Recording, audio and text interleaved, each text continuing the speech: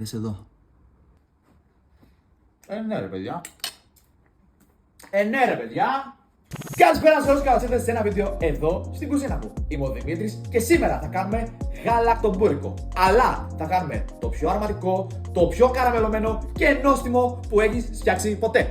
Πάμε να ξεκινήσουμε! Λοιπόν, πριν ξεκινήσω οτιδήποτε, θέλω να πάρεις ένα μεταλλικό σκεύος και να το τυλίξεις όλο με βρεγμένο χαρτί κουζίνας και να το βάλεις στην κατάψυξη. Θα σε πω σε λίγο για ποιο λόγο. Στη συνέχεια παίρνω την γαλατιέρα μου και θα ρίξεις μέσα το γάλα και να το βάλεις πίσω στο μάτι για να ξεκινάει να παίρνει θερμοκρασία. Λοιπόν, σε ένα άλλο μπολ θέλω να ρίξεις την ζάχαρη, το σιμιγδάλι, το αλεύρι και τα ξύσματα, πορτοκάλι και λεμόνι. Φοράμε γαντάκι και ξεκινάμε να ανακατεύουμε όλα τα στερεά μαζί για να μπορέσουν να αρωματιστεί από τα ξύσματα. Έχει ζεσταθεί το γάλα μου και προτού βράσει θα το ρίξουμε μέσα στο μείγμα και θα το ανακατέψω λίγο με ένα σύρμα και τότε θα ρίξουμε το αυγό και ξεκινάμε και το ανακατεύω.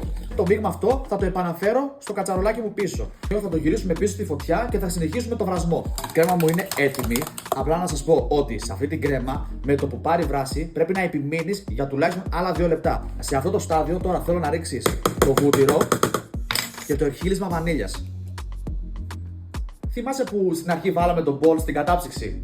Τώρα θα δεις. Στην ουσία δημιουργήσαμε ένα κρύο μπεν μαρί για να μπορέσουμε να τρέξουμε τη διαδικασία του παγώματος της κρέμας μας. Και με αυτόν τον τρόπο μπορούμε να τη δουλέψουμε την ίδια ημέρα.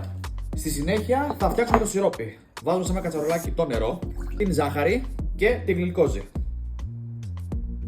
Και 1/4 λεμόνι κομμένο στα 2. Θα το βάλουμε στη φωτιά και με το που πάρει βράση θα το αφήσουμε άλλα 3 λεπτάκια για να μπορέσει να πήξει το σιρόπι. Ωραία, το σιρόπι είναι σχεδόν έτοιμο. Θα ξεκινήσουμε τώρα να στείλουμε το γαλακτομπούρικο. Λοιπόν, θα πάρουμε τα φύλλα μας και θα χρειαστούμε 6. Θα χρησιμοποιήσουμε ένα ταψάκι της τάρτας, το οποίο το συγκεκριμένο είναι 20 cm διάμετρος. Παίρνω το πινέλο και ξεκινάω και βουτυρώνω το ταψάκι μου. Ωραία, και παίρνω ένα ολόκληρο φύλλο και το βάζω απαλά. Και θα το ακουμπήσουμε να εφαρμοστεί πάρα πολύ καλά σε όλο το ταψάκι.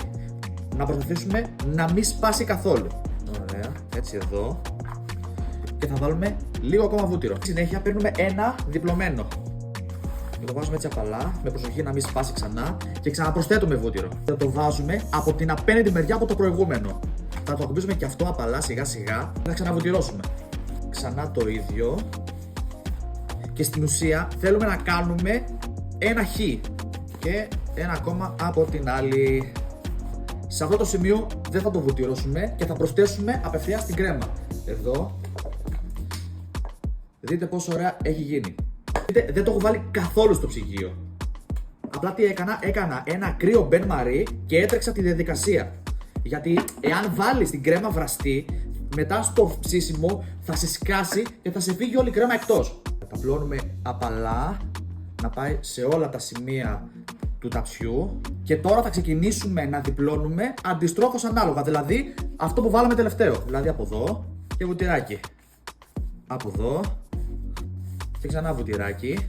Από εδώ. Ξανά βουτυράκι. Από εδώ. Και στην ουσία τώρα το τελευταίο φύλλο θα αγκαλιάσουμε απαλά όλη μας την κρέμα. Και ξαναλέω, μέλημά μας είναι να μην σπάσει. Βουτυρώνουμε πάρα πολύ καλά. Και θα βάλουμε ένα ακόμα τελευταίο φύλλο για πάτο. Το τεντώνουμε. Και με τη βοήθεια ενός κοφτερού μαχαιριού κόβουμε σιγά σιγά και προσεκτικά. Προσθέσω πάλι βουτυράκι και με τη βοήθεια του πινέλου, το πάτο, θα το βάλουμε ανάμεσα από τα τυχώματα για να μπορέσει να αγκαλιάσει όμορφα το γαλακτομπούρικο. Το μαχαιράκι μου θα κάνω ένα μικρό σταυροδάκι στη μέση και θα βάλουμε βουτυράκι. Λοιπόν, το γαλακτομπούρικο μας είναι έτοιμο. Θα το βάλουμε τώρα στο φούρνο στους 190 βαθμούς για 45 με 50 λεπτά. Το γαλακτομπούρικο μας είναι έτοιμο. Θα αφήσουμε για 1 δίλεπτο με τρίλεπτο να φύγει πάρα πολύ ο βρασμός και μετά θα σιροπιάσουμε. Λοιπόν, θα ανοίξω ξανά την τρύπα μου εδώ πέρα και θα ρίξω το σιρόπι στην αρχή στην τρύπα μέσα. Και μετέπειτα θα το περιχύσω παντού. Μόλις σιροπιάσει το γαλακτομπούρικο, σίγουρα θα πρέπει να το αφήσεις καμία ώρα για να τραβήξει καλά το σιρόπι και μετέπειτα σερβίρουμε. Μετά από 1 ώρα θα το σερβίρουμε σε ένα πιάτο, αλλά θα το κάνουμε κολοτούμπα.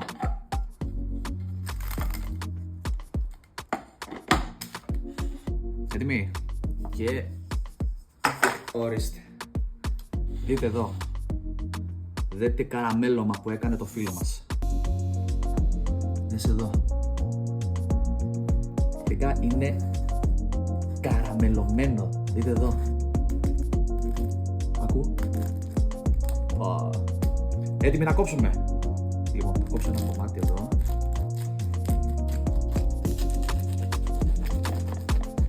Παναγία μου. Είστε έτοιμοι?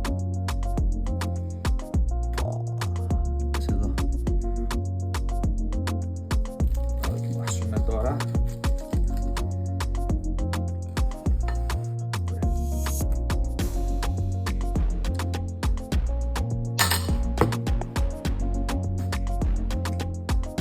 Πω, φίλε!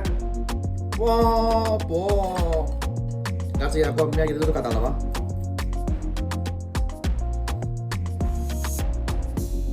Ναι ρε παιδιά. Ναι ρε παιδιά.